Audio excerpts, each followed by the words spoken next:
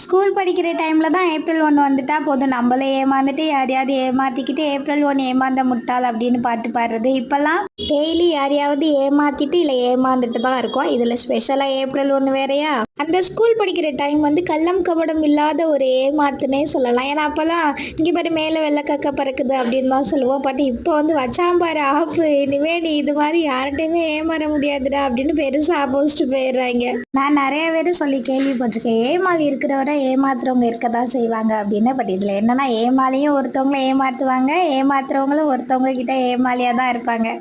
ஆமாம், இது எல்லாருக்கும் தெரிஞ்ச விஷயம் தானே. இப்படி என்னம்மா சொல்ல வர அப்படின்னு மட்டும் கேட்டுப்படுறது எனக்கே தெரியல. எங்கேயோ ஸ்டார்ட் பண்ணி எங்கேயோ போயிட்டேன்னு நினைக்கிறேன். எனக்கு காலையில் ரொம்ப சிம்பிளாக கஞ்சியும் பீட்ரூட் பொரியல் தான் சாப்பிட்டுட்டு கொஞ்சம் அரிசி உளுந்து மட்டும் ஊற போட்டுட்டு பயங்கர வெயிலாக இருக்கா மதிய டைமில். அதனால் ஜில் ஜில்னு குடிக்க கொஞ்சமாக ஜூஸ் மட்டும் போட்டு நம்மளே ஃப்ரிட்ஜில் வச்சாச்சு. இன்றைக்கி நம்ம ஃபேமிலியில் ஜெசி, மைக்கேல் ராஜ், சந்தியா, ரிஷிதா, ஜஸ்வின், ஜெனிகா, பெஞ்சமின் அவங்களுக்கு இனிய பிறந்தநாள் நல்வாழ்த்துக்கள். எல்லாரும் ஹாப்பியாக இருங்க. பாய்.